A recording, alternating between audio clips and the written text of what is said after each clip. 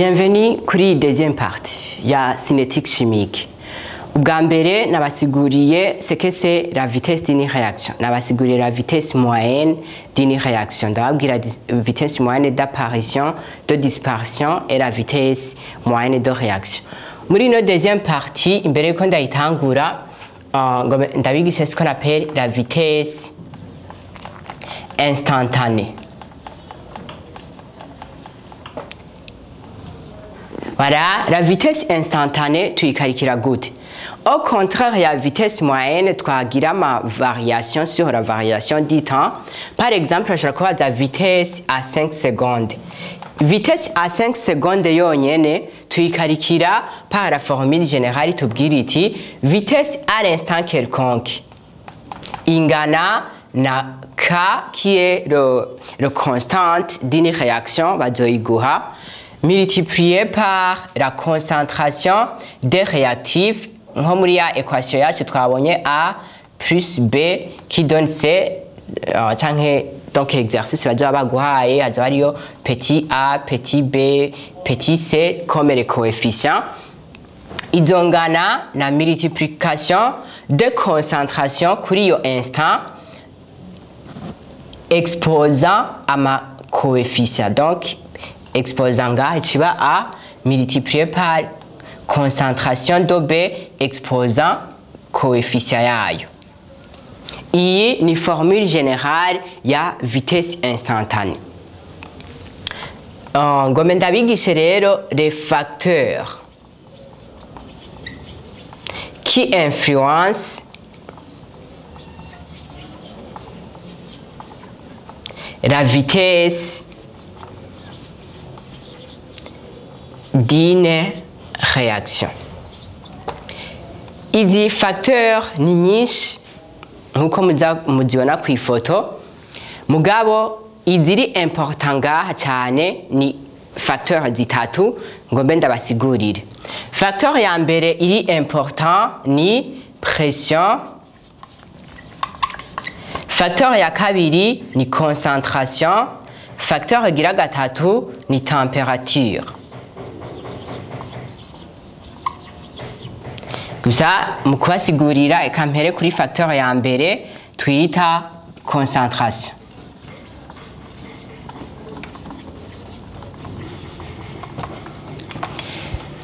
Ngaha kuri concentration kenshi muri énoncé bazokubwira on a doublé, on a triplé canke on a quadruplé ko bashaka. Donc la concentration uzocuraba muri formule générale nk'akarorero reka dufate on double la concentration. Si on double la concentration, est-ce que vitesse yoyo ikigenda gute? Donc ni facteur qui influence la vitesse. Vitesse initiale ufata K multiplié par concentration initiale ya A exposant A fois concentration ya B kuri yo temps baguhaye exposant B. Iyi ni vitesse initiale. Imaginez on change les conditions, tuciye tudubra. Est-ce que la vitesse après avoir doublé la vitesse finale izocingana gute? Zero na vitesse initiale. Mana ukuntu tubikarikira normalement ni K multiplié par concentration de A exposant A fois concentration de B exposant B, kubera ko muri no exemple nizo mfise comme réactif bashobora kuguha ama réactif atatu canke ane ucugumugwiza ko exposa ama coefficient yabyo.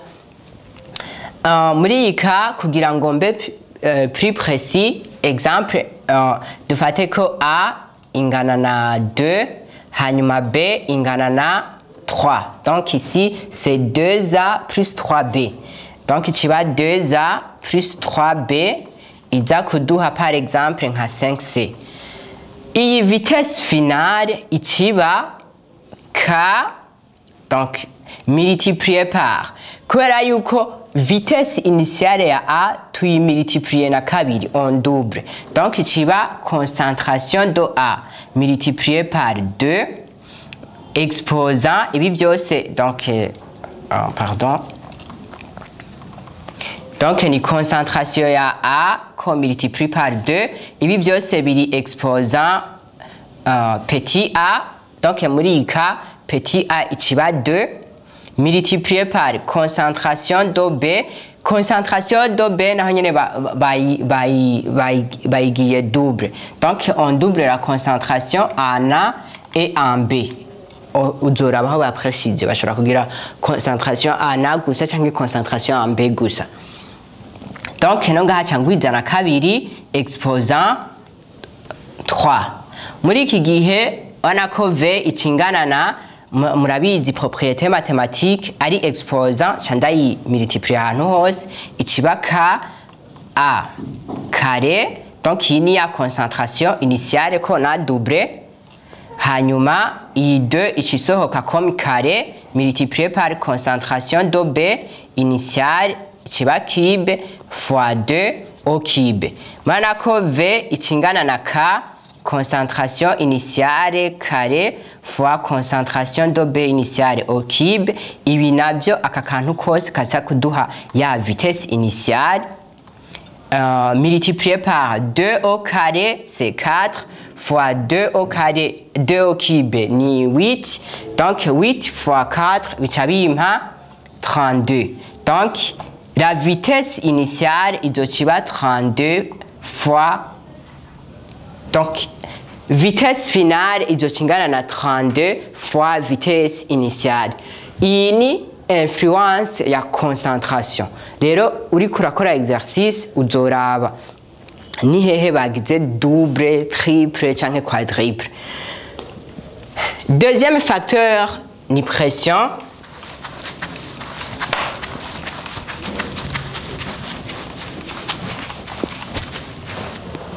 Ici, deuxième facteur, donc il y a premier facteur, pression.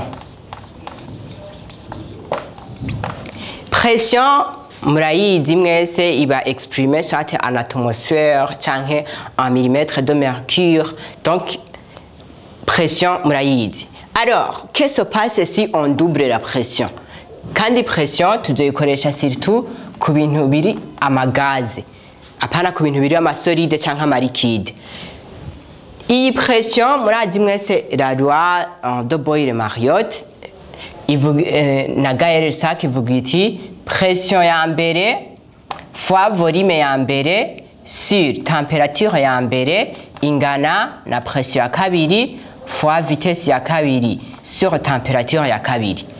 Twisunze ino loi, si les températures restent constantes, donc les températures zikaba zingana T1 ingana na T2, murana yuko pression 1 fois V1 ikingana na P2 fois V2. Ndabigwijije ibi bintu bibiri, donc akanaka c'est constante biguma bingana. Ibi bica biduha conclusion iyi. Concentration ingana na nombre de moles sur volume. Dufatini concentration ya mbere, nombre V ya mbere, concentration ya kabiri, nombre de moles ni za zindi nyene, gusa volume yahindutse. Si on double ou bien on triple la pression, na volume ikiba soit double canke triple. Ikiba soit inversement kubera ko ari constante. Iki ndakidugije kugira ngo hagume hari équilibre, donc bigume bingana, iki kica kimanuka. Iki ndakidugije iki kica kimanuka. Donc si la pression augmente, le volume diminue. Muri iki gihe concentration, si la pression augmente, concentration augmente. Alors bica biduha conclusion iki, ico bazogwiza kuri pression nico uzogwiza kuri concentration. Exemple, si on double la pression,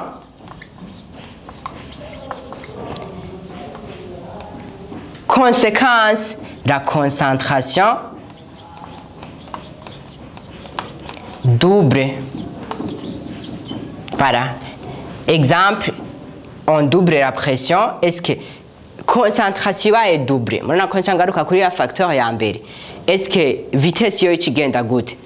Si la concentration est doublée, donc la pression canke pression ikaba doublée, nsubira nkagaruka nkakora ibi byo ngaha. pression ibaye double nico kimwe naho bo double concentration tu dois appliquer iyi méthode au double.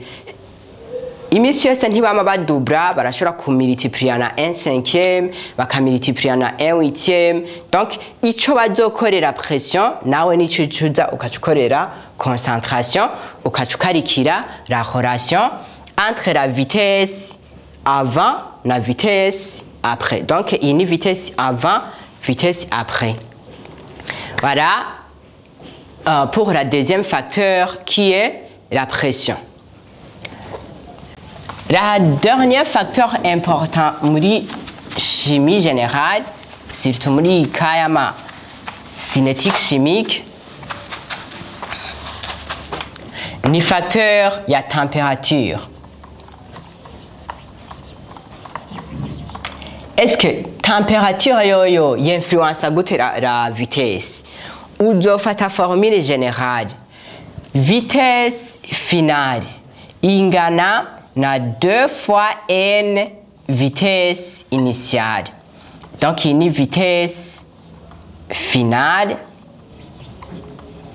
une vitesse initiale. Exemple, de la température initiale yangana na 20 degrés Celsius. La température finale baciye bayiduza baciye bayishira par exemple nko kuri 60 degrés Celsius. Kugira utore n uzofata ko ari variation de la température sur 10. Nous avons une température finale moins température initiale sur 10. Muri exemple yacu kiba 60 moins 20 sur 10. Donc kiba 40 kiba 4. Nous avons la vitesse ikiba 2 exposant 4 la vitesse initiale.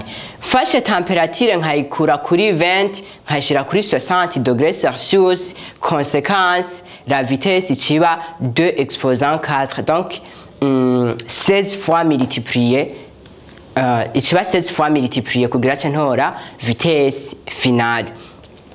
Attention, imisi yose ntibama baguha ama meme unité. Bashobora kukubwira ko température initiale ingana na 20 degrés Celsius, température finale bakashaka kubwira ko ari nka 320 degrés Kelvin.